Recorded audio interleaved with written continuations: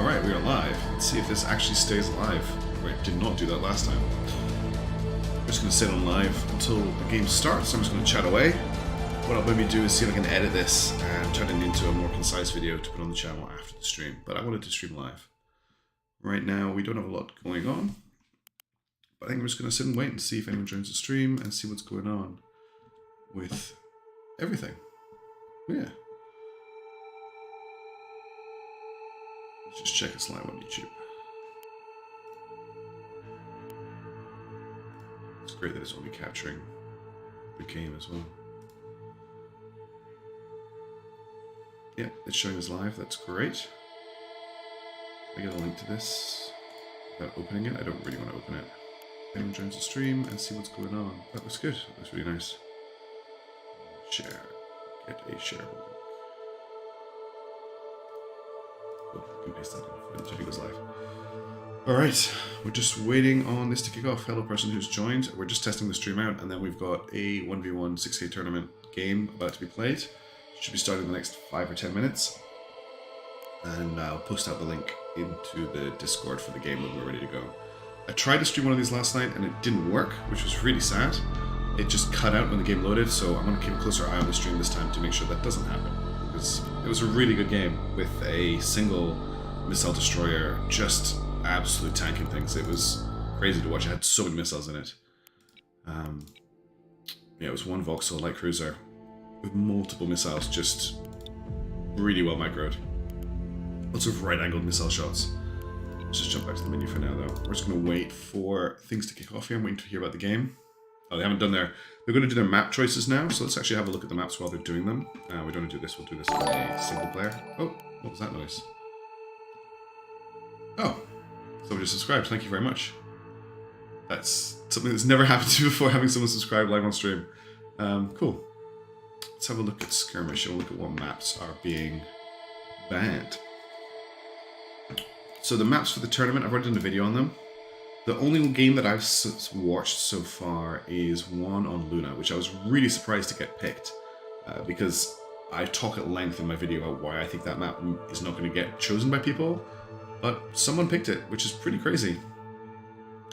And yeah, we had a game on it and it went pretty much as I expected. I'm just going to keep the stream running. I know it's not super exciting right now, but I want to make sure that this works correctly. Forrest Kaminsky. I wonder if that is a inscription reference. The person who just subscribed. That's cool.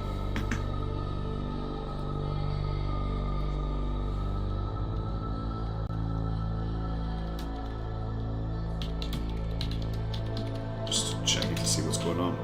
Well, we're still going to take too long for this to kick off. I'd like to get the game going pretty quickly.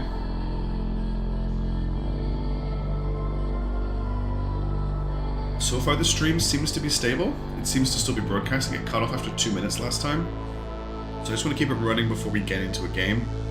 Because I want to find out why it cut out last time. That was really disappointing. That game was so good and I had so much fun casting it, and to find that we didn't actually get to discuss it was really sad.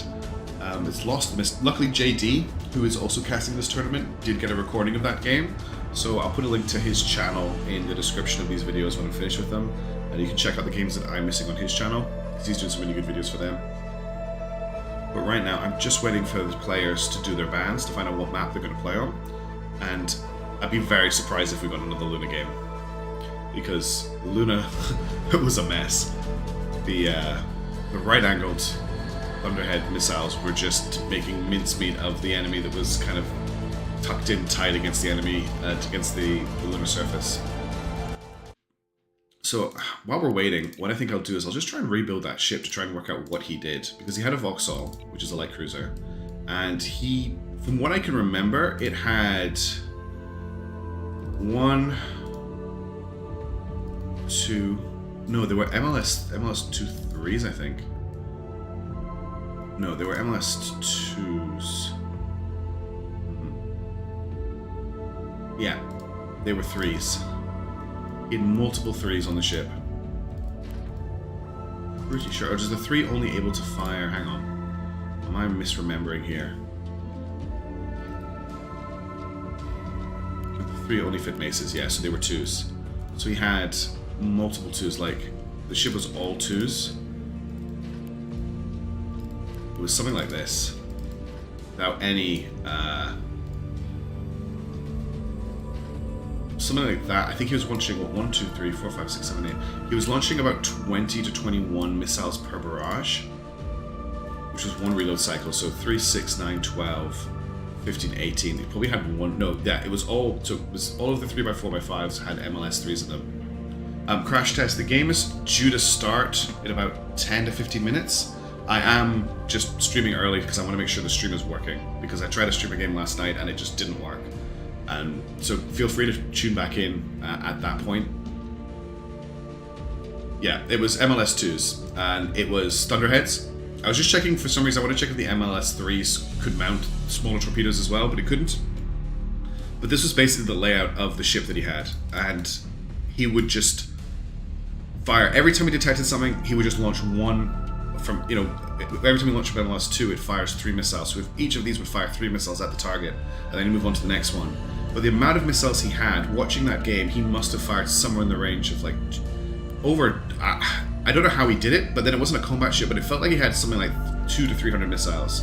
If I just fill this with Thunderheads, so one of these can take 36 Thunderheads, I think his entire ship was bulk magazines with Thunderheads in them. Because he fired so many of them, and 36 is so low, it's really not that many missiles. It's only basically 2 shots from all of these launchers. It was crazy. his for 6,000 points, I was really interested to see what people would build. And his 6,000 point fleet was 1 railgun battleship that was set up to rapid fire, which I've done before. It works really, really well. That was not unexpected. It was, I think they fire, oh, maybe they fire 2. Am I just talking rubbish here? Let's check. MLS 2s fire a volley of 4 missiles. They fire 4. You're right. So it's 4 he was firing. So 4, 8, 12, 16, 20, 24. That makes sense, because I was trying to count them in the air, and it was about 24 that were coming out. He may have dropped 1 launcher. And yeah, he had ammo elevators to get the reload down faster. And just the amount of missiles that he had. So he had this ship with just hundreds of missiles. He had a railgun battleship, and everything else was an ELINT or E-War frigate or corvette with no weapons on them. And he just spread them out in a big net across the battlefield, kept his battleship and his missile ship quite far back, and then just defeated every enemy contact in detail with massed missile barrages and railgun shots. Which is exactly what I was worried was going to happen in the tournament, which is my fear of the game right now, is just that missiles are really, really powerful. Just checking the Discord to see what's going on with the game. One of the teams talking about how they rolled random for their map, which is pretty scary. But I'm just waiting to. All we're waiting on right now is for them to do their bans and then jump onto the game. This was a really interesting build. I've never thought of making a light cruiser class ship a missile ship. I've always looked at doing it on a corvette or a frigate because I felt like it's just too many eggs to put in one basket. We're sitting at like 1,300 points right now, and honestly, obviously, this ship isn't finished because I don't know how much capacity of missiles he was carrying, but he had so many. Yeah, 6,000 points. It's going to be interesting. The other fleet that he was fighting against was very similar, but instead of a missile light cruiser, he had groups of corvettes. One with E-War equipment, so he had a radar, communications jammer, and a radar jammer on his corvettes, and they were paired up with a second corvette with nothing on it at all.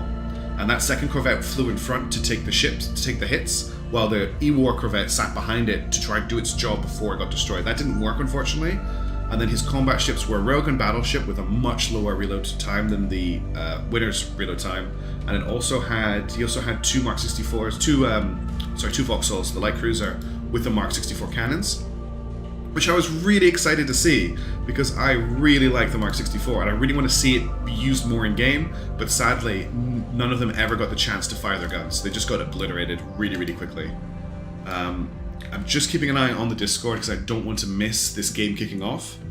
I'm just going to ask them to give us a ping before you start. I'm not sure exactly when this game's going to start, so I haven't started the stream with it beginning. I just wanted to make sure we were running okay before we went. But Yeah, missile light cruiser, very curious, very interesting, very powerful, because the amount of weaponry it could carry was really high. What I'm scared to see, Crash Test, is someone coming in with just an insane number of missile corvettes. I mean, if we just quickly theory crafted that out while we're waiting.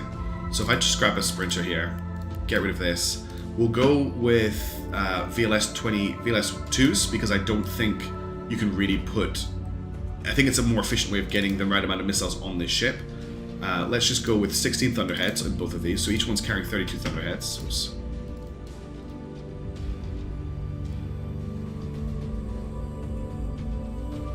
Clicked in the wrong place. And let's just keep it really, really basics. Let's not even worry about any other, the bare minimum, like 372 points per corvette, right?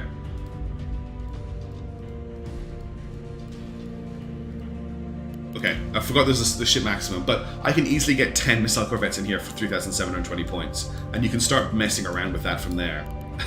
I don't think you want to play with just 10 missile corvettes, but that is something you could do here if you wanted to. But yeah, with 6,000 points, it really does give you a lot of room to play with. Hi Thomas, thanks for joining. We're going to livecast a 6K Nebulous game. I'm not playing in the game, I'm just going to livecast it. I'm trying a lot to get videos out for this game, but it's so hard to talk and play at the same time. The brain drain for me is really high, so I thought livecasting this tournament would be good practice. It's pretty scary. I think you could do some pretty nasty stuff with 6,000 points. I've only been able to spectate one game so far, and I'm really sad the stream for it died because it was a really cool game.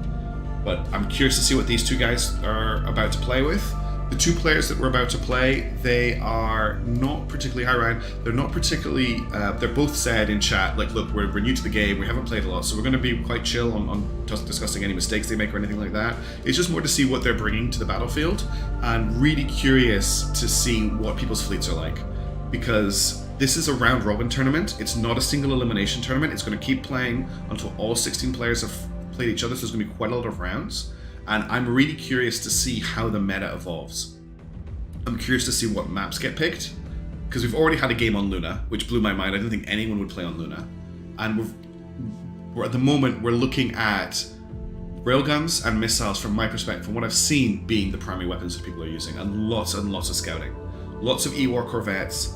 I've already seen somebody using ELINT very, very well to detect their enemy, and I wonder if people are aware of ELINT picking up their radar emissions. I've seen a lot of ELINT frigates. I've literally seen this in the other player in that game, which will delete all these really quickly. They were running a frigate with just the ELINT module on it, on nothing else.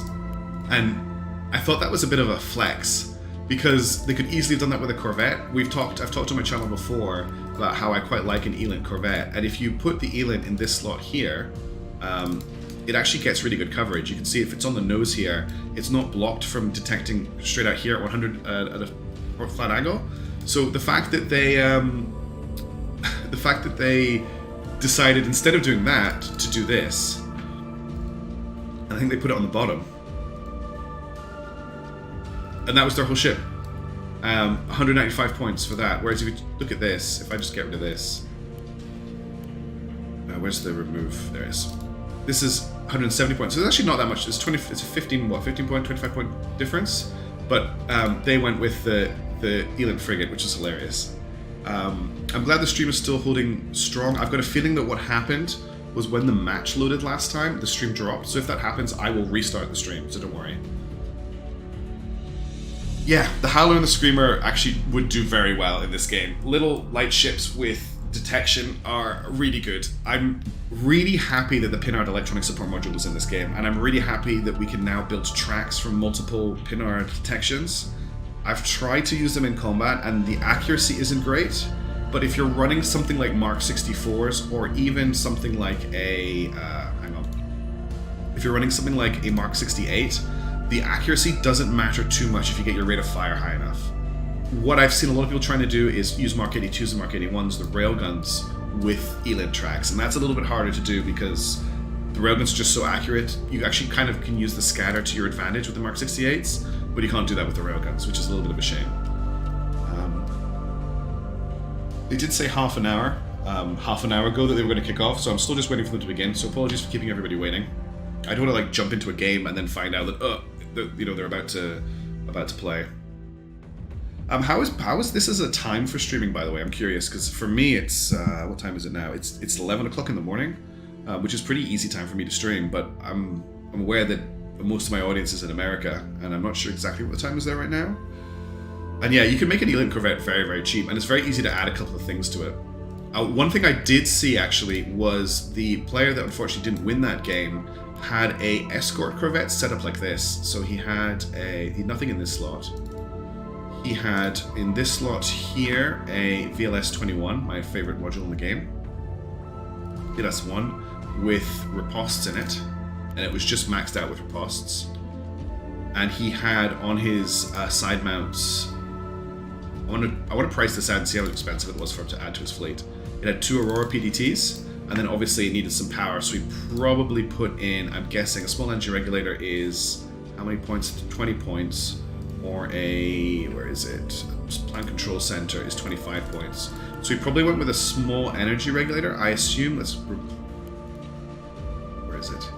Or do you go with a small, sorry, it's not a small energy regulator, that does the wrong thing. It's the small reactor booster, which is 10 points. Okay, that's not enough to actually make that work, so it must have been a plant control center. Plant control center isn't enough either, so did he go with both of these? Did he go with a reactor booster? Yeah, he must have gone with a reactor booster and a plant control center to get that. So that's 336 points for a PDT ship that he used to protect his battleship. And unfortunately, it fell behind the battleship, and the battleship was only really had very light PD, and it had some chaff, and at one point in the battle it got overwhelmed and took a massive thunderhead barrage. It took about 12 to 15 thunderheads, and this Corvette, which was supposed to be escorting it, wasn't in range, which was really oh, that's right, a whiplash. I forgot, I just completely blanked on the fact that the engines give you let's go here in the drive section. Yeah, the whiplash would have done it. So if we check out whiplash, there's a radar's whiplash drive, and then let's see if we can get, I'll just knock both of these off. Let's see where we're sitting.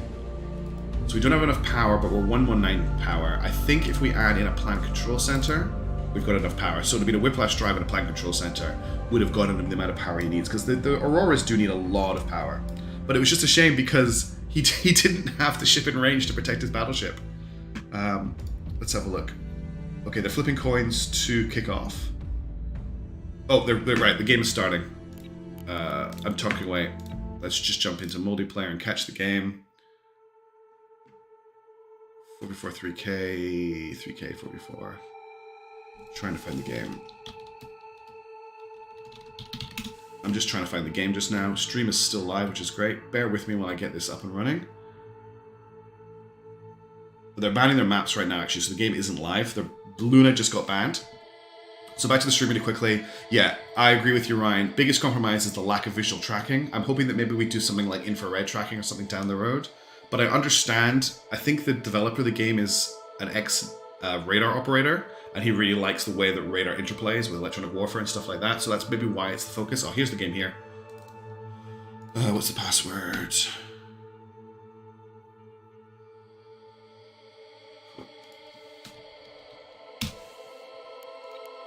And we're in the game. Hopefully. And I'll just join. So we've got actually 3 different people casting this game, which is hilarious. I'll just ready up. They're still working out what map they want to play. So we've got Laser Vortex versus Reti4, or Reti4 versus RET409. I'm probably going to refer to them as Blue and Red Team for the game because it's hard for me to remember the names. So Blue is RET4097 and Red is going to be Reti4. We're still just working out what map we're playing on. They've banned Luna and Event Horizon. Luna, I think, is going to be a first-time ban for everybody because it's just so hard to get cover on that map. You end up just in a situation where somebody gets above you with railguns and they shoot down on you, and that's it, GG. And that's exactly what happened in that game we watched. Password missile spam, yeah. I'm actually, look, the game I watched did have a lot of missiles in it, but I've heard other games not using that many missiles. I'm curious to see how that goes. Let's just jump back to this. So, Event Horizon's been banned. Event Horizon, a couple of people have been complaining about being in the tournament because it's very laggy. Also, quick question, is the music too loud? Or is that coming through okay? Because the settings are different for a live stream than they are for a recording.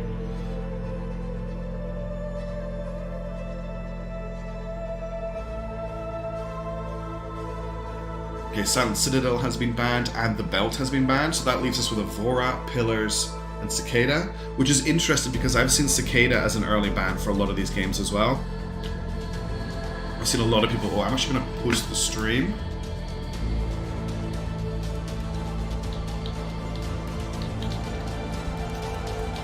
Sorry, 1 second. Alright, let's go back and check this out. Okay, Cicada just got banned. So that leaves us with Avora and Pillars, I believe. I'm just waiting to hear what the last match is. I'm really excited for this game. The last one was really, really good to watch. Bit loud in the music, cool. I will... can I actually edit that without leaving the game? If I'm really quick, I can turn the music down. Let's be fast. This is where I miss the... I miss it. Let's drop the music to about here. This is where I missed the game because I had to jump out and adjust my music settings.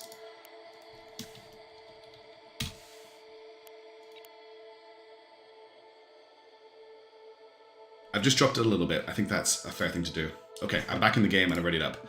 We didn't get lost. Cicada just got banned. Avora just got banned. That means it's Pillars. We're playing on Pillars, which has already been selected. Cool. Pillars is a good map.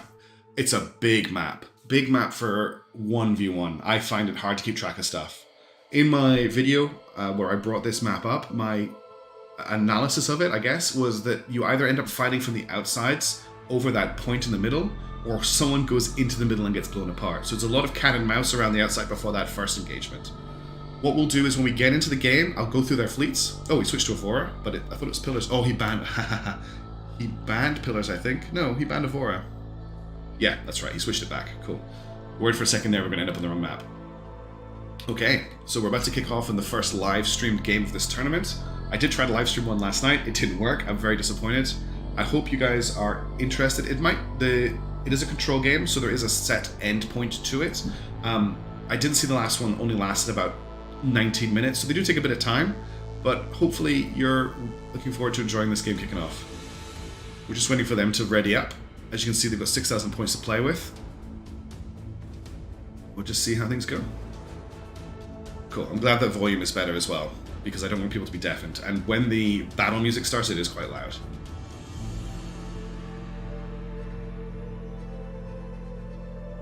Things should just kick off in a sec. And obviously I'm not going to turn this into like a streaming channel or anything. I just think it's really interesting to stream these live because I think it's quite fun.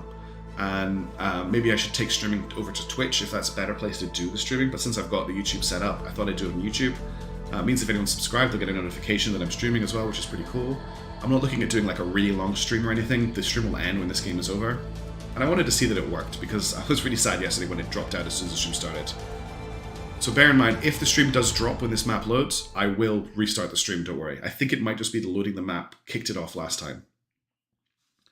What are we waiting for just now?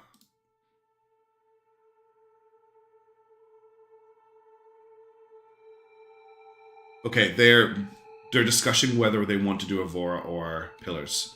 Because, okay, they're going to switch to Avora. Because the last map to ban was Avora or Pillars, and they were just discussing it in chat whether they wanted which one to go for, which one they both preferred to play on. Yeah, the micro Isaac is actually really hard. The micro is really intense in this game. I'm just going to say good luck, have fun to them as well. It's crazy they've got 3 people casting this game as well. We're such a small community. And yeah, just be aware, JD has been catching a lot more games than me, so I'll make sure to put a link to his channel so you guys can check out any games you want to on that. And I think Canbeef's picking up some games too. I'm not really too worried about support. I'm not really doing this for money or anything at the moment. I'm just doing it mostly because I want to share games with people. So down the road, if in success, it would be great if I could stream a lot more and make some money off it. But at the moment, I'm not really too worried about being paid or anything for it. I have a full-time job. I do this for fun. Yeah, we do need some sponsorship. I actually, a long time ago, played with the idea of doing a Battletech Solaris AI versus AI stream where I would live cast the games and there'd be a league and people could submit their teams, but no one could play as them. You just see the AI fight each other. I thought it would be really fun, but it was a lot of work. Okay, we're launching into the game. If the stream drops, I will be right back. 6K though is going to be crazy for micro. Is the stream going to stay live as we jump into the battle? Taking a while to load, but we do have a lot of people loading into this game. I'm very nervous about the stream dropping. I have loaded before everybody else, which is nice. I always used to like that when I played Company Heroes.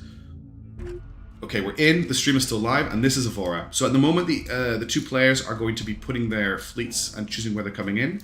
So we've got Laser Vortex and Reti4. We've got 4 points on this map. Do not forget about point D down at the bottom. Point C and point A are very well hidden from each other. Okay, we've got our first incoming ships here. We've got the RZT Error and the RZT Sweat and Trace. I bet you those are Eland E-War ships coming in at the bottom of the screen here. Just a little bit of editing of their positions. Nothing from Red Team right now. We've got the RZT Corp of Amy, the RZT Fast Magma. Oh, we've got our first click in. So interesting, this is something I've seen before is, okay, the Rash Pain is going to be the main battle group for the blue player, and the HMS Christiana is probably going to be the main battle group for the red player. Laser Vortex is ready to go with a sort of a pretty standard dispersed arrival. Probably some Eland ships. Red Team is still putting it together. That's Reti4. We've got the Knowledge. The Knowledge is definitely a name for an Eland ship. The Reliable is probably going to be like a close range artillery ship. I like to guess what ships do based on their names. I think it's really interesting.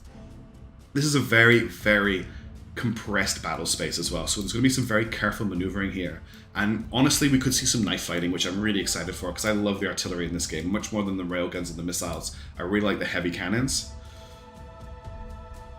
We're still just waiting for red to ready up. We've got the sloop coming in. So lots of ships coming in below the plane and above the plane, whereas blue is kind of coming in mostly on plane and below. So the top of the battle space is going to be kind of seeded automatically to Reti4. Not that that matters a lot, but the top of the battle space is quite open. I also feel that blue spawn has a little bit of an easier time than red spawn getting into point B, but red spawn does have this really nice asteroid to use as cover. Okay, we're into the game. So both players have readied up. Got some keystones here by the look of it. No, these aren't keystones. Some destroyers. That's a beam destroyer. No Wiffle Bats, I'm sorry. Some beam destroyers, which is cool to see. 3 beams. So we've got 3 beams here from blue. We've got a Mark 64 light cruiser. We've got a rail destroyer. Oh wow, this is an aggressive fleet. Another Mark. This is a brawling, really aggressive fleet. I don't see. Okay, we've got Eland on the rail. Ooh, so these are both rail destroyers with Eland on them. These are just Mark 64s. We've got jammers on them and radar lockers on them. And let's have a quick look at these guys before we switch to the other side. We've got jammers, Aurora PDTs. This is interesting. So this fleet's going to try and ambush from the top. Let's have a look at red team. Looks like the main battle group over here. These are all... Okay, we've got a frigate here with... Oh, wow. Communication jammer. No, it's a signature modifier. I've not seen this in battle at all. We've got another Keystone Beam Destroyer with cannon as well. It's a Mark 64 on that. Mark 64 here. Yeah, same. So these are copies of each other with jammers. So the hope here, I believe, is the HMS Christiana with this signature jammer is going to be the main target when this fleet engages. What have we got over here? We've got missile frigate with Eland. That's a VLS-21 by looks of 23. By looks of it, we've got another. This is a light battleship with railguns. It's a battleship, not a light battleship. What am I talking about? Down here, we've got the HMS Knowledge. I'm guessing it's going to be an Eland ship. Eland and radar jammer. Over here, we've got another battleship with railguns. And one last ship, the sloop, which is a corvette. Does this have Eland? Does this have anything? Doesn't appear to have anything. It may have a built-in radar that we can't see. I haven't seen a lot of full spectrum PD at all, and this is an interesting battle because blue team doesn't have much in the way of dedicated spotting ships. Look at the speed on the Corp of Amy. Wow. That ship is moving fast. While I was looking at the ships, he's already pushed into the middle of the map. Same with the Fast Magma. These are really, really fast ships. He's already decelerating to glide in to take C and to take D very, very early in the game. It's going to be an early engagement here. Oh no, they're not as far on as I thought. Red team's taking a little bit longer to sort itself out. We've got the railgun ships burning I'm going to call it, well, top and bottom of the battle space, probably to shoot down and get good line of sight. The Reliable is being escorted by, no, the sloop's coming down here to detect. He must have a radar on this ship. And yeah, you're right, they're Keystones. I always stumble over the names of the ships, which is really frustrating when you're trying to cast a game. I am fascinated by this build here. This Corvette with the signature scrambler on it. Let's see how that goes. So we've already got C and D being captured. That's going to really put some pressure on Red Team to do something about it, because obviously getting those 2 points early. The beam Keystones are just burning into the middle of the map. They're getting ready to brawl later on. And the rail Keystones are just sitting in position with good line of sight, ready to fire, hopefully from out of the enemy's detection radius. Fast Magma here is in a good position. I'm going to bet you the sloop, if it's got good radar, is already picking it up. We'll see if we get some shots firing soon. One of the nice things about this game is that you know when combat starts because you hear it. So far, no shots have been exchanged by any player. Shots have been exchanged. Someone is targeting or locking. So let's see if we can detect where this fire is coming from. My guess is it's either down here. Doesn't look like it, or it's possibly over by point C. But point C is very well protected from red spawn. It may just be a radar detection has come through. C and D have been captured. A is now being captured as well. I can't see what is capturing A. No, sorry. I mistook the thing. It's just the capture progress. This beam fleet here is moving around the outside of the asteroid towards A. That must be their mission to capture. One downside of that is these are beam... Oh, here we go. We've got railgun fire from the HMS Reliable. It is firing at the Fast Magma, which is our ship that's captured D. It can actually back off at this point. It doesn't need to hold B until the enemy gets closer. And with its Mark 64s, it does have good close range firepower, so it will be able to hold a point, but it is currently taking heavy damage to its engine area. There's a penetrating shot through the center of the ship. That's going to be very, very lethal. I just want to make sure we're not missing any combat anywhere else. Is everything okay with the Corp of Amy? Looks like they are not currently engaged, so let's focus on the fight here. I'm guessing the sloop is what has detected the Fast Magma. And the Fast Magma has now pulled out of either firing range or detection range, so the Reliable is no longer shooting at it. But that's an early engagement, an easy win. Yeah, unfortunately I can't see the EM Warfare views, which is really, really sad. I would love a toggle to see what their EM Warfare is like, but unfortunately I can't do that. It is sad. Maybe something to suggest after this tournament to the developers if there's a way to toggle that, because it would be a great way to properly cast these games. Let's just check the rest of the battle space here. So D and C are still captured. We've got our beam corvettes here, beam Keystones here, ready and in position to push into the center. The RCT Era, which is a railgun destroyer, is again just sitting with as much of a line of sight as it can. So these are your support snipers basically. The Fast Magma has pulled quite far back from D, but can still see it and pop down if it gets captured. I'm liking that positioning. We definitely have one very standoffish player with his railgun ships at the max distance they can get and still get good coverage over the battle space, and a primary attack fleet which is moving in on D, and it's going to be our primary engagement coming up. They're just swinging around this outside of this asteroid. So looking at these ships, yeah, it's very sad they can't see the E-War. I totally agree with you, Dragon and Ryan. These are built for brawling. We've got our Mark 64s, we've got our beam weapons. Looks like they've got a selection of different E-War modules as well. I think a blanket, maybe a spotlight. And there's a radar jammer there on that one. And we're just going to wait for the next stage. The Corp of Amy is now capturing B. So we're getting very aggressive from Blue. Blue is in position to defend the center of the map. We've got a reaction force here. We've got a primary capper, and we've got this. The Fast Magma has pulled back, but is approaching A now. And the fight is probably going to break out over A. These two railgun destroyers are probably going to be out of position for an engagement that happens up at A. But in the same space of that, the HMS Knowledge and the HMS Reliable are also just not in a position to contest the capture points. And I think Red needs to be careful here that they don't end up in a situation where they're pushing too hard for a fight and lose the objective case that the way to win this game is through capturing points. Ooh, this is getting me a really dry throat. Alright, let's see how things are going over here. Excuse me 1 second, I just had a cough. Great news that the stream is rock solid. I'm really happy to hear about that. It should be coming through at 1080p as well. This HMS Ridden is riding very, very close to the asteroid.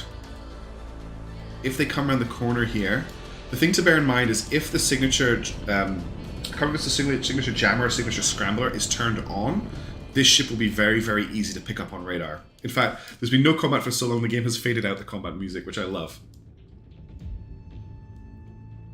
We're just in that stage of a game where we've had our first cat and mouse engagement. Blue, I honestly am really impressed with most of their positioning. Red is set up for a brawl, is set up for a long fight, whereas blue is taking and holding territory really, really quickly, and is just wanting to end this as quick as they can. The fast magma, which has already taken railgun fire, is pushing hard. It's burning hard for A. If we just take a look at A, we're probably going to run into an engagement here, because I'm expecting these ships to detect this ship at this point now. We just jump over here. They do have line of sight on the fast magma. They are turning. If you look at the ships, they are turning hard, but I don't think they're going to be able to turn in time to actually get shots off. What I would have done, just a minor thing, is because these ships are above the plane of the main plane of the level, I would have rotated them upside down, just so that these Mark 64 cannons do actually have coverage over the ship they're trying to shoot at, because at the moment the ships are going to have to tilt their bows down quite heavily to get that angle. And unfortunately, the fast magma has been able to move fast enough, and we can see that it detected them as well because its cannons did turn to track. It is now going to be able to start capturing A before these guys can get any shots on it. Just taking a look at the rest of the battle, I don't want to miss anything. The HMS Knowledge may be moving in to capture B, or may not. It is very, very far away. They're pushing forward. There's a chance we could get a flank behind happening if they push forward enough. Up here, we've got pretty much static as well, just continuing the push over the top, push over the bottom. This is where any combat is going to happen, it's going to be over here. I'm excited for this to kick off because these 3 beam destroyers represent a significant amount of points and a significant amount of alpha strike damage. Probably... Oh, is he watching the stream? Is he watching this stream? Because he has just started to roll his ships over. Maybe I don't want to... Maybe I need to put a delay on my stream if we've got a stream sniping going on. I literally said we should roll these ships over, and he is rolling his ships over. Interesting. Fast magma is tucked in really nice and tight. The cruiser is maybe going to suffer, but it has captured the point. And in fact, it's moved off the point, which is really interesting. Oh, is that missiles moving forward now? Yeah, I'm with you, Dragon. The question is this investment of these beam destroyers to take 1 point going to be enough to deal with the real imbalance of points? Because we're sitting at 200 points to none, 4 points captured for blue.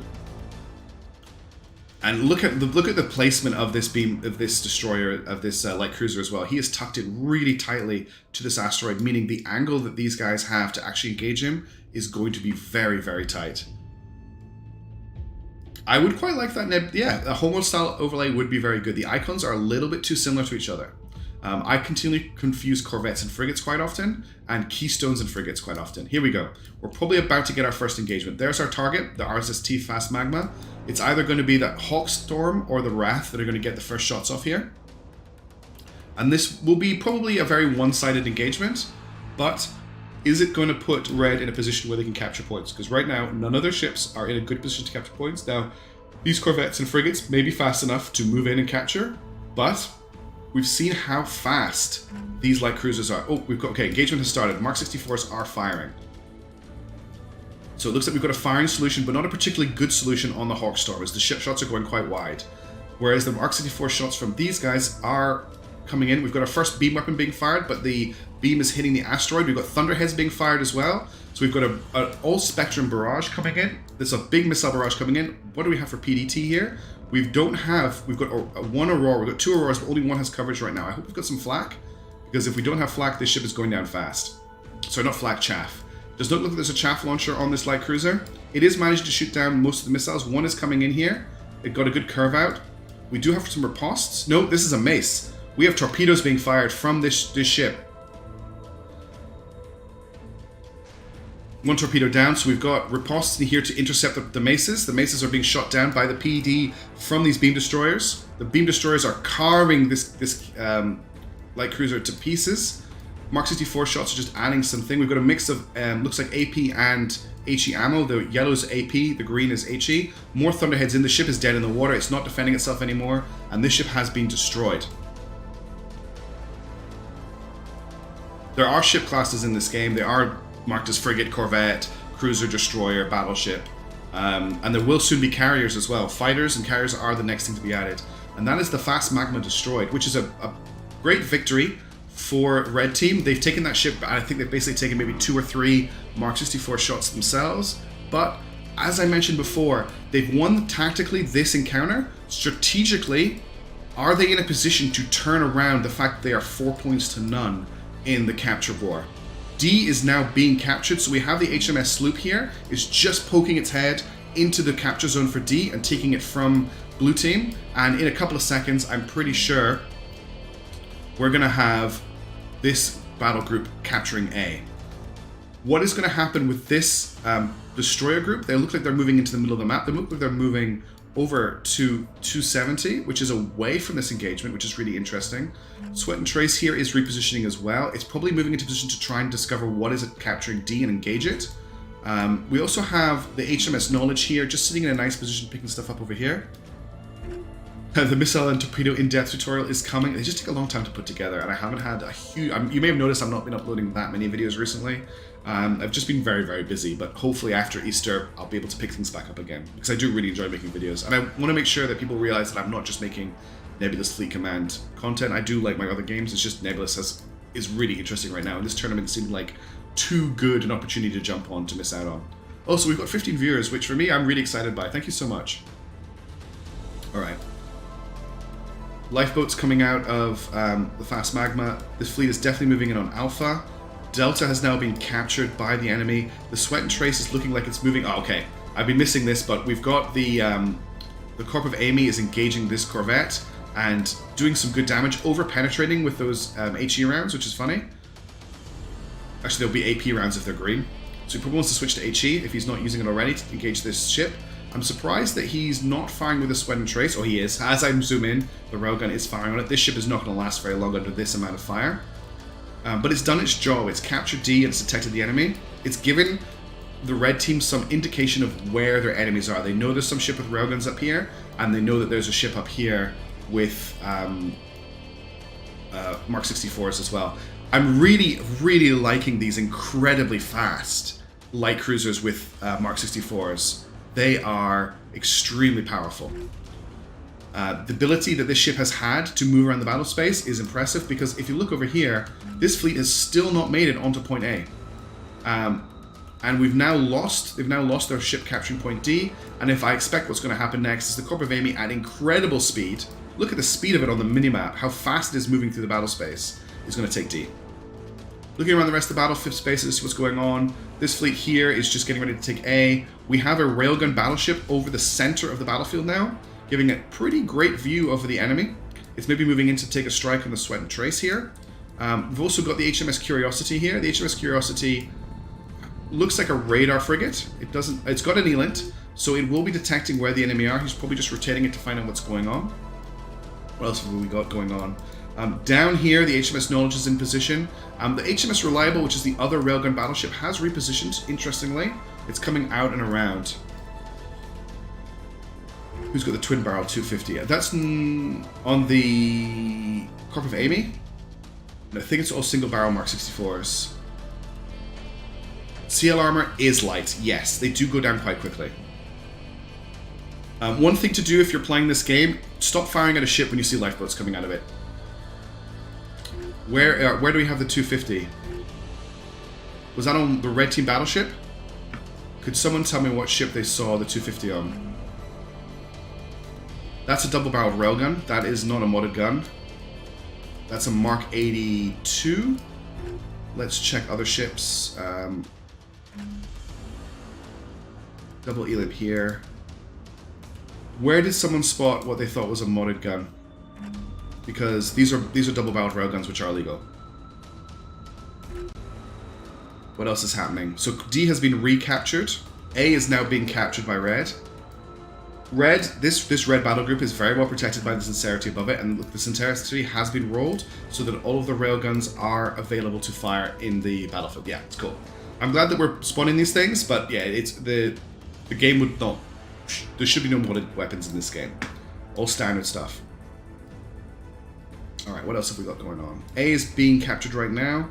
We're at 504 points to 30. If I was the red player, I would be feeling a lot of pressure to get capturing as soon as possible, which I think is what we're seeing with a lot of these recon ships now burning into the middle of the battle space, and that attempt to take D with the Corvette. Unfortunately, this Corp of Amy ship did its job. Oh, it looks like it's taken railgun fire, which I've missed. Oh no, yeah, it looks like it's taken some railgun fire, which unfortunately I missed, didn't show you. But these fast reaction light cruisers, I think, are doing exactly the job they're intended to do, which is engage smaller ships, take them out, and stop backcapping.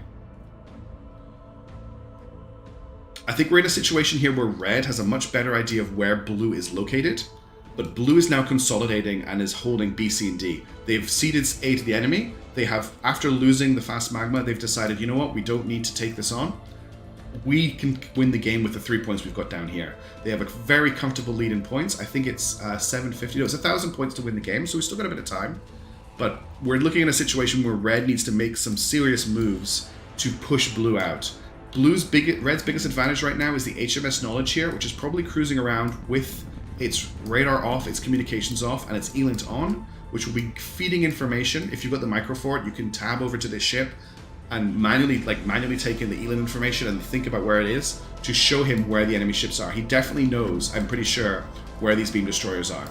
He pretty much probably knows where the Corp of Amy is as well. At the moment, they are protected from these railgun ships, but I think we're going to get maybe a surprise barrage coming out. In fact, we've got an engagement going on. Who is he firing at? Maybe the Corp of Amy? That could have been a visual bug, but it did look like the railguns were firing when I zoomed up here. Let's see if we can spot any fire happening. The Corp of Amy is moving. Does it take fire on top? Yeah, it is taking Mark 64 fire from the beam destroyers, who are now engaging. I forget the range on the Mark 64 is further than you think it is. Oh, the Corp of Amy needs to get out of here. It needs to burn out of here as quickly as it can.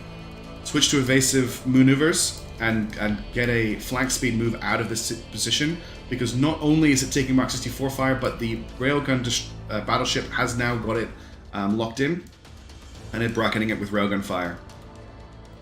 This CL is also going to go down very, very quickly. We do also have return fire coming out from the railgun destroyers here. So they've got the triple tap railgun. We'll see if the Hawkstorm is taking considerable fire. The Hawkstorm does look like it is in trouble. The Hawkstorm may go down if we get both of the railgun destroyers on it, but the Corp of Amy here is taking serious fire. What this is going to mean is when the ships goes down, here comes the missile barrage. As we saw from the other CL, it does not have great PD. PD is a weakness of these ships. They need an escort or better PD. In fact, it might be down already. These missiles are not being fired at it. The Thunderheads are being fired at this railgun DD. Now, this guy has Auroras, if I'm right. No, it doesn't. It has ELINT. Is there VLS 21? It does not look like they're... Okay, we've got chaff. Launch that chaff. Get those Thunderheads out of the way. Let's see how this missile barrage goes. Keep manually launching chaff. Don't rely on the single chaff. Fire multiple chaff. Both railgun destroyers are firing. Looks like the chaff is distracting most of these ships. Keep firing chaff. It's going to wear out in a second. And they're not firing at the Christiana, which is what I expected them to do. Oof, that Thunderhead almost hit. There's more Thunderheads being launched. A second wave is coming out. These Thunderheads are being fired at the CL. The CL is now taking heavy beam damage. Rusty, I agree with you. Red does have excellent composition. This 3 beam destroyer group is low points, heavy alpha, but I think they have maybe just waited a bit too late to engage, and the Corp of Amy dies. So the 2, I would say, frontline fight ships have been destroyed. Now all we're left with are support ships for Red. That's not true, actually. I don't know if the enemy realizes there is a beam destroyer group hidden here under this asteroid. This is the last step ship here. The RCT Era here, which is one of our railgun destroyers, is taking beam fire. Wonder how much damage these 2 rail destroyers can do before they get taken out. Chaff did really well there. That is another example of why I'm such a big fan of Chaff in this game. Red has also identified that this ship has been destroyed and has stopped the beam fire on it, and they are now burning hard towards B. If you look, they're angling upward, and they're going to be moving in that direction. I think we may see Blue cede B and just hold C and D, although D is in danger. The HMS Reliable is getting very close to capping D, and although there are 2 destroyers here, I don't think they're going to be powerful enough to do anything about this battleship. Where's the orange cruiser kill? The sloop got destroyed, which is a corvette. Yeah, sorry. Orange did snuck in a kill cruiser. They did manage to get the Corp of Amy down. They were engaging the Corp of Amy the whole time they were launching missiles at the other two destroyers. We also have the HMS Knowledge here, which is in a very nice position to do a back cap at a later point in the game. Maybe when this fleet here is engaged, it can sneak in and capture C. So there is still a good chance for Red. I may have undersold them. They're about to capture D, they're about to capture B, and they can back cap C when they want to. I'm actually retaking what I said. I think we may see Red squeeze this out if they continue this push. One thing they've got in their favor is the fast reaction cruisers have been destroyed. Is there any engagement happening here? Yeah, the rail we've got. Whoa, okay, the cruiser just went up. There goes the reactor on the cruiser. The destroyers here are still engaging this destroyer here at long range with their Mark 64s. Putting a Mark 64 on a destroyer to back up the beam cannon is a really interesting idea that I really want to investigate myself. Really cool to see that. B is now being captured. Sorry, D is now being captured by the HMS Reliable, which is our battleship. The RCT Era is in position to engage that battleship, but I don't know if they'll win that fight. Blue maybe just needs to get squirrely. Blue doesn't have any corvettes, which I thought was going to be a bad thing at the start of this combat. But seeing how fast they built those light cruisers, it's maybe not as big an issue as I thought it was going to be.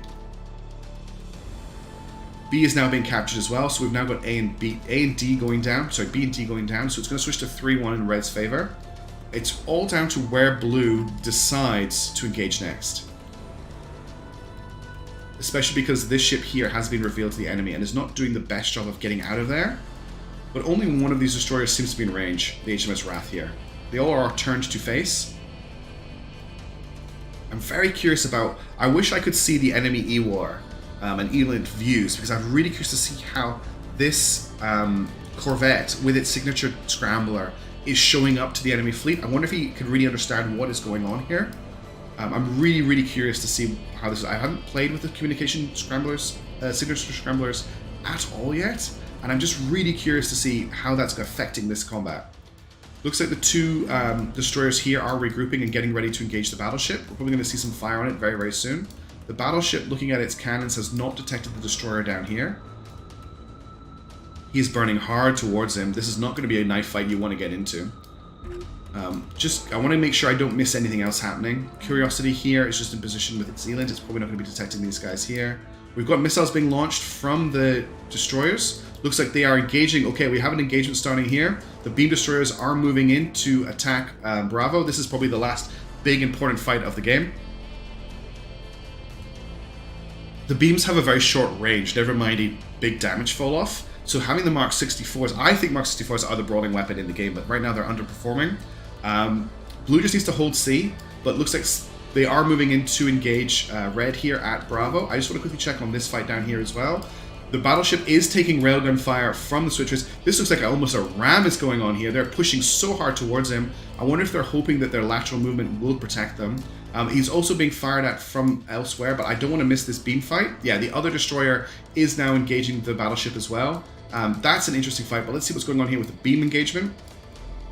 Blue is firing, but missing with its beams. Looks like they may be holding back one of their beam destroyers a little bit. I think the range here is just awkward for the beams, unfortunately. We've got one beam destroyer engaged, but as you can see, it's just not managing to get that beam on, whereas this beam is fully fired on. When you get beam destroyers engaging each other as well, they tend to destroy their cannons very, very quickly because they're both firing front on onto their ships. Let's just see if these other beam destroyers can engage. This one's taking a bit of fire. It doesn't seem to be have an active engine anymore, which means both of these are probably combat ineffective at this point. We've got one beam destroyer left. Unfortunately, I think what's happened here is as they've come around the asteroid to engage, I'm making hand signals that you can't see, they've taken too much fire to actually get into this engagement properly. There's a beam being fired, it's overcompensating and missing. That one is not missing. This ship here has picked up a lot of kills.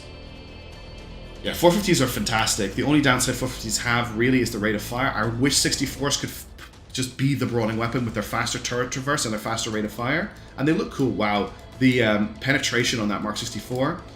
We've got railgun fire coming in here from the Sincerity as well. Let's just switch down to this engagement down here with the Reliable and see how that's going. The ship is not dead in the water, but look how close the Sweat and Trace is. It's it's basically, I'm going to refer back to Company of Heroes, but if you've ever played Company of Heroes and had like an armored car circling around a tank and beating the turret traversal, that is what has happened down here. And I think one thing that's actually occurring is both players are very heavily invested in this combat here in the middle of the map, and it's possible that this one is being missed because this battleship is still taking fire and it's not returning fire on the Sweat and Trace, which is currently just penetrating the engine room of this battleship. It is still alive, the engines are still active, but it is taking significant railgun fire, and that could be a very decisive hit. We've actually recapped point D, which is a bit of a surprise. We are still firing back, but we are still alive with this engagement down here. Meanwhile, in the middle, these ships are showing as alive, but they are not currently returning fire, which means they probably have major internal damage. When railguns come down the center of a ship like that, they'll penetrate straight through the center and destroy a whole load of components. I'm just going to take another quick drink of water, bear with me.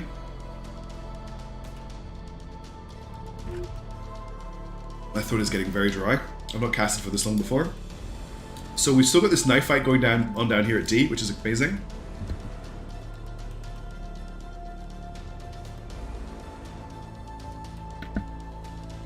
I'm really curious to see how this goes. This is another example why maybe having a Mark 64 or even like and some sort of cannon on your destroyer might be good, because you can outspeed it, something big like a battleship. And the moment he's struggling to bring his railgun to bear on the ship, where is the other railgun destroyer for blue? It's here, the RCT Error. It is not able to get a shot right now. It's currently coming around and over. Bravo is now being captured by red. Charlie is being captured by blue. They are still engaging these destroyers, and these destroyers have been destroyed. So the only combat effective ships left for the blue team are the Sweat and Tears and the Airs, which are currently pecking this battleship to death. Oh, I didn't know that. You can actually see the bridge colors change to red to see that they're on emergency status. This one here has come back to life. It's a last ditch attempt from the ship. So the Gate of Birdie is making a last effort charge at these ships. Unfortunately, it is missing with its beam cannon, which is a disaster for it. And it's just taken missile... Oh, look at the Thunderheads coming in on it from the Curiosity. That's going to rip it to shreds. And there we go, the ship is destroyed. And yeah, that's something I haven't noticed before. You can see the bridge has gone red. Haggis and the Pupper are upstairs sleeping. It's a sunny morning and they're sleeping in the sun. There's actually another cat called Whiskey, which doesn't appear on the stream because he's very shy.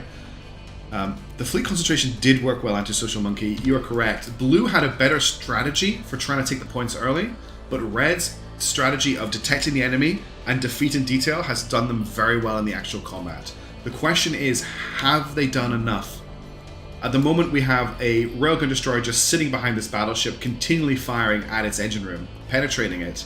The ship is still active, but they've obviously destroyed generators because these railgun turrets are pointed right at the ship, and they are not firing. Excuse me. The question we have is D enough? More missiles being launched. This is an overkill for sure. Being fired at the RCT Air. Oh, it's not overkill actually. This ship is engaging. I'm sorry for burping there. They are launching chaff here. Let's see if the chaff does its job and distracts this missile barrage. The missiles are detonating early, which is interesting. Oh, they're ripostes. It's a dummy engagement. I do this too. These dummy fired ripostes to simulate a missile engagement, hopefully to get him to waste his chaff, which is exactly what has happened.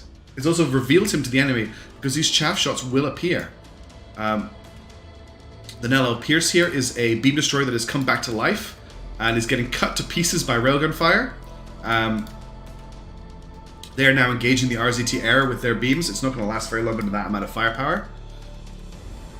That dummy riposte barrage was amazing. This has been a great game. Yeah, D will be enough, but can they keep D? That is exactly it. The Reliable has come back online. Its engines are active again. The Sweden Tears needs to knock out its engines. D is contested, but because Blue have it capped, it's going to stay capped. The Nell Pierce is down again. The bridge is white, so it's not on emergency power, but it's probably taken some significant damage to something. And the RZT Error now goes down to excessive beam damage. So now we're in a race. It's all about point D. Can this one destroyer, the last remaining ship in the fleet, because even though the Nell Pierce here is active, it is dead. Online match, the micro required for this game has been so high. That riposte barrage was amazing. I really loved seeing that. I think it was a huge issue with revealing where that destroyer was. Okay, we are now taking railgun fire from the Reliable to the Sweat and Trace. I'm actually going to turn off the overlay for a second. Yeah, the railgun battleship, especially at the top of the battle space, circling around, finding shots, has worked really, really well. And it worked really, really well until these ships engaged as well. This is a knife fight from hell. You might as well start boarding at this point. The destroyer group has done its job really, really well. I really like the light cruisers at the start of this combat, but they just couldn't brawl with 3 ships on their own. It looks like the Sweat and Trace is actually burning away.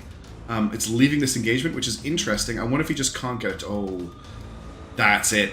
It's now under the cannons of the Reliable. It is taking heavy, heavy fire. It's launching chaff. There's arm missiles incoming. There's a riposte coming again. It's another riposte. That riposte actually detonated on the hull. It would have done like 3 damage. The disrespect ripostes are the... I don't know if they're disrespect ripostes, but the ripostes are very funny. This match is over for the fighting. D has now been captured by Red, which means Blue is no longer getting any points. So because they can't hold Blue, the inevitable is that Red is going to win. And I don't think that the Sweat and Trace here, which is the only active ship... Nell Pierce is apparently active. Is it playing dead or is it unable to engage? I'm not sure. But the Sweat and Trace is running away and is just being cut to pieces by the railgun fire. I don't know if boarding actions are coming soon, Ryan, but... oh, there's the Sweat... No, it's not the Sweat and Trace. But definitely fighters and carriers are being added. They are next on the to-be-added list for the game.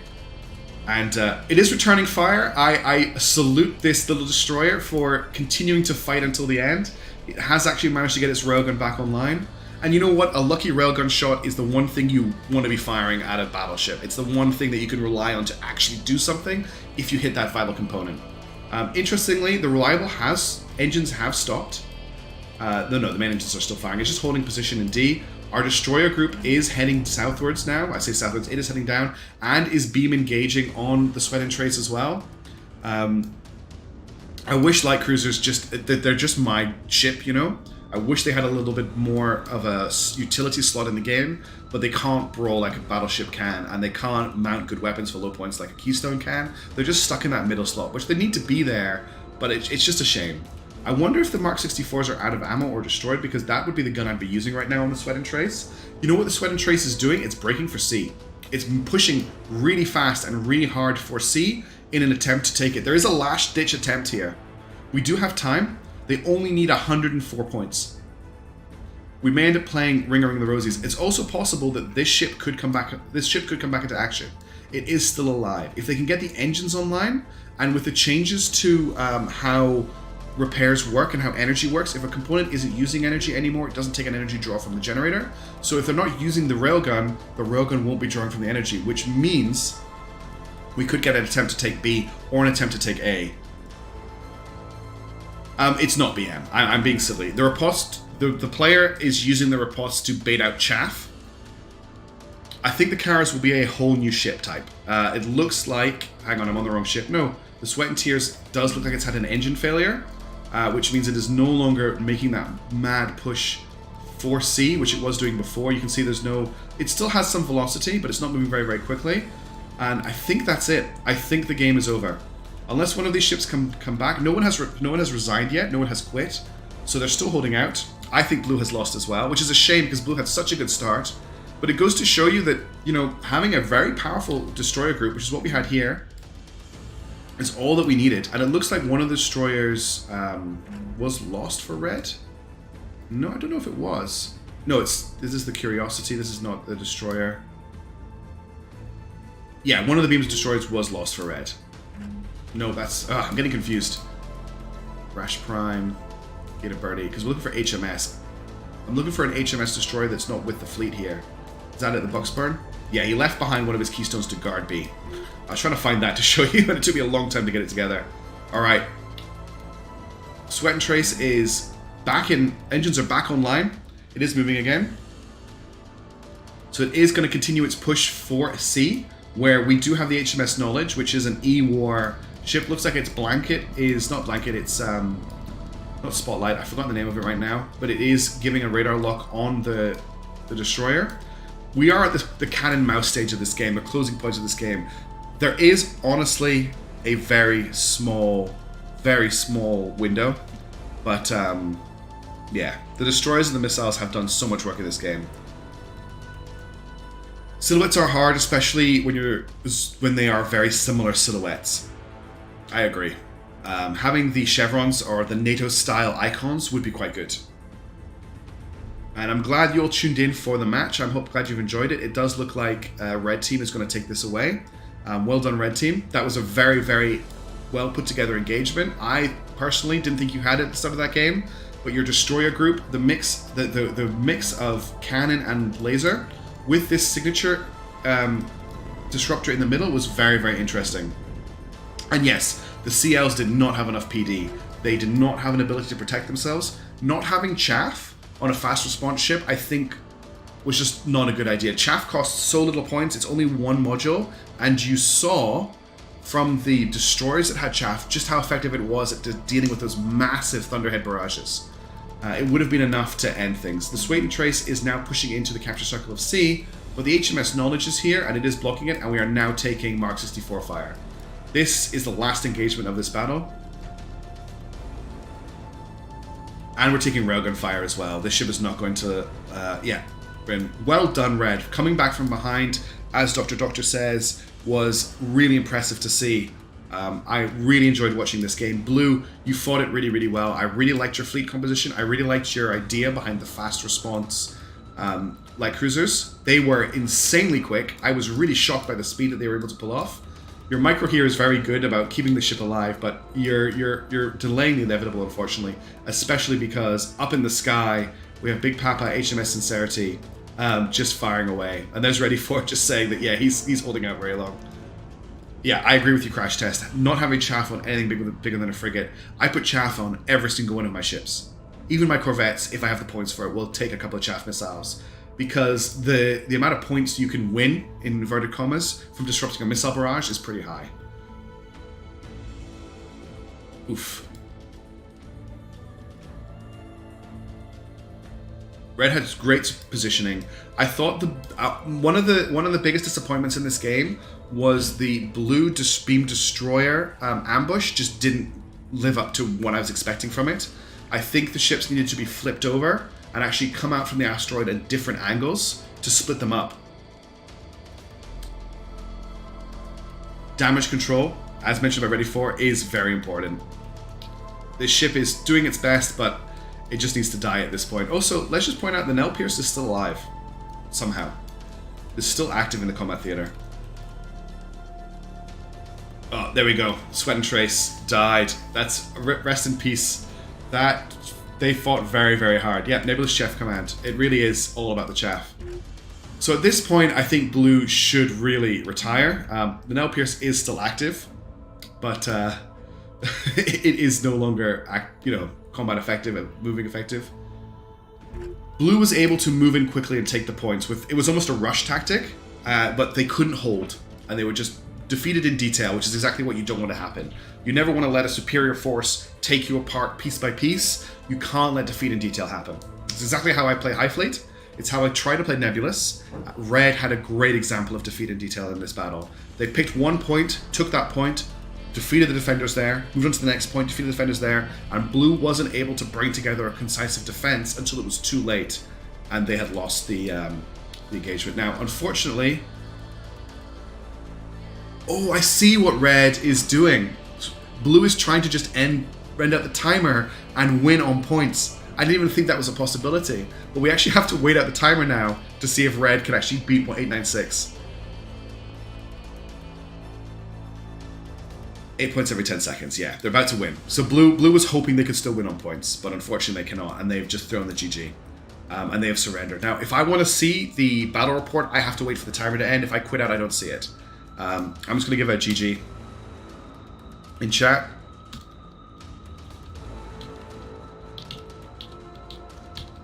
I don't know if he's still in the game, but I will say well played by both. I think Blue did really, really well. They just had an unfortunate endpoint there. Red, I'm very impressed. That was a really, really great game. So well done, Reti4. And our other player was RZT 4097. All right, let's have a look at the damage, because I'm actually really interested in this. We don't get a lot of information about the fleet, but I can at least go through this. So the Corp of Amy, which was the first ship was destroyed, was completely destroyed. No, the Corp of Amy was the one whose generator exploded at 21 minutes in. The RCT Era, which is... the RCT Era was the railgun frigate, managed to deal out only 2,473 damage. Look at the Bertie and the Pierce were beam destroyers, and they only did 121 and 511 damage. The Sweat and Trace, which was our other railgun destroyer, did manage to do 4,822 damage. The Fast Magma also got wrecked very early, 1,591 damage, 717 damage from the Mesh of Pain. So unfortunately, the damage values from this fleet were not very, very high. Corp of Amy did a good amount of job. Now, if we switch over to Team 2, we're seeing some very impressive damage numbers.